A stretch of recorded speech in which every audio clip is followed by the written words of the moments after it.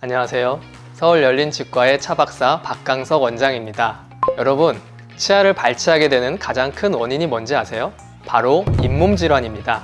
많은 분이 잇몸 질환보다 충치를 더 두려워하시지만 잇몸 질환으로 인해 발치를 결정하게 되는 경우가 꽤 많습니다. 그만큼 잇몸 질환이 여러분의 치아 건강에 엄청 치명적인 데미지를 줄 수 있는데요. 그래서 오늘 여러분의 치아 건강에서 가장 중요한 잇몸 관리 방법에 대해 한번 이야기해 보도록 하겠습니다. 시작해 볼게요.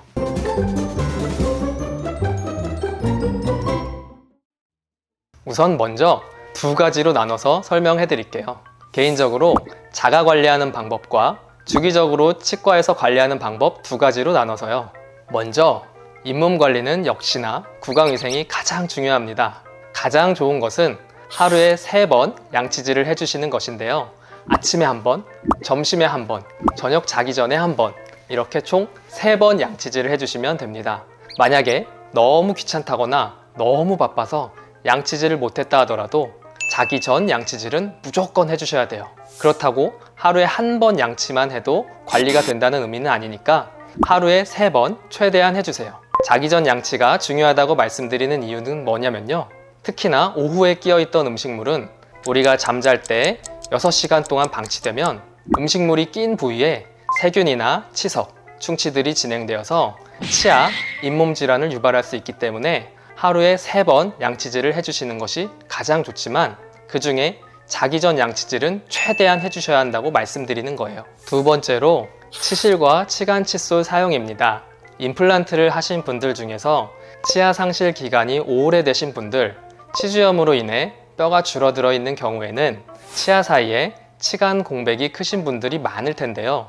이런 분들은 치간 칫솔을 사용해 주시면 좋습니다. 치간 칫솔 사이즈도 자신의 치간 거리에 맞는 것을 이용해 그 사이에 있는 음식물과 치석을 그때그때 잘 제거해 주시는 것이 중요합니다. 치아가 건강하신 분들 같은 경우에는 치아 사이 거리가 좁아서 치실을 사용하시는 것이 제일 좋고, 사용하실 때는 이렇게 치아 옆면을 닦아준다는 느낌으로 마찰을 일으켜 주시면 됩니다. 그리고 치간 칫솔 같은 경우에는 사이즈가 다 달라서 SSS와 SS, SM 이렇게 사이즈가 나눠집니다. 내 치아 사이 틈이 어느 정도인지 모를 때는 제일 작은 SSS 사이즈부터 이렇게 사용해 주시면 되는데요. 하나씩 넣어 보실 때 헐렁하지는 않으면서 살짝 빡빡한 느낌이 들면 됩니다. 너무 빡빡하면 잇몸에 상처나 무리가 갈 수 있으니까 최대한 사용을 지양해 주시고요. 딱 적당한 마찰력을 가진 사이즈를 찾아주시면 됩니다. 예를 들면 큰 어금니는 공간이 넓은 경우가 많은데요. 큰 어금니에는 큰 사이즈를 사용하는 것이 좋고요. 작은 어금니는 조금 작은 걸 사용해줘도 좋습니다. 그리고 앞니에 치아 틈이 작으신 분들도 있는데요. 이런 분들은 보통 치실을 사용하시는 것이 좋습니다. 치간 칫솔을 사용하실 때는 치간 칫솔을 틈으로 넣었다 뺐다 하면서 이렇게 2-3번 정도 왕복해 주시면 되고요. 사용하시고 치간 칫솔은 흐르는 물에 잘 씻어서 햇빛이 있는 곳에 잘 말려주시고, 혹시 모가 휘어지거나 벌어지면 교체를 해주시면 됩니다. 치간 칫솔은 일회용이 아니니까 여러 번 쓰시다가 휘어지면 버리시면 되고요. 수분이 24시간 동안 남으면 세균이 번식할 수도 있기 때문에 최대한 잘 말려주시는 것을 권장드립니다. 자, 그럼 여기까지 잇몸을 자가 관리하는 방법이었고요. 치과에서도 주기적으로 정기검진을 받으시면서 관리를 해주시는 것이 좋은데요. 치과에 가시면 가장 많이 하시는 것이 스케일링입니다. 6개월 주기로 스케일링을 해주시는 것이 좋고요. 이 스케일링이 잇몸의 윗부분, 겉에 보이는 치태와 치석을 제거하는 것이라면 잇몸 치료는 잇몸 아래쪽의 치석을 제거하는 것이에요.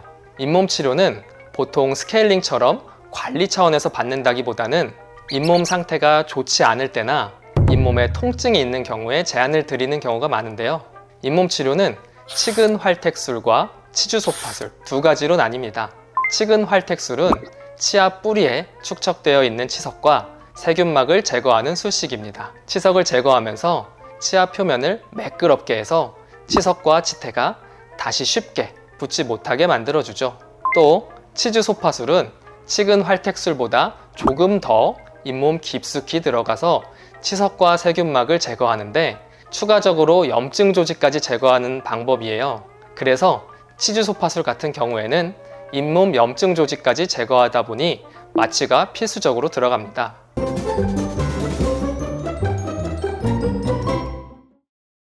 자, 여기까지 잇몸 관리 어떻게 해야 하는지 설명을 드리면서 추가로 치간 칫솔 사용법이라든지 치실 사용법, 또 치과에서 어떻게 관리를 해드리는지까지 이야기를 해봤는데요. 잇몸과 치아는 여러분이 얼마나 관심을 가지고 관리하느냐가 제일 중요합니다. 항상 내 치아, 내 잇몸 상태에 지속적으로 관심을 가져주시고 음식 섭취, 치실이나 치간 칫솔은 물론이고 양치까지 완벽하게 하신다면 더 좋을 것 같습니다. 그리고 정기검진으로 6개월마다 한 번 스케일링 해주시고 잇몸 상태가 안 좋다는 진단을 받으시면 잇몸 치료를 받으시면 좋겠습니다. 자, 오늘 내용 도움이 좀 되셨나요? 저는 주기적으로 여러분 치아 건강에 도움되는 내용으로 콘텐츠를 제작해 볼 테니까요. 많은 관심 부탁드립니다. 관심은 구독과 좋아요, 알림 설정과 댓글로 표현해 주시면 콘텐츠 제작하는 데 많은 힘이 될 것 같습니다. 여기까지 시청해 주셔서 감사드립니다.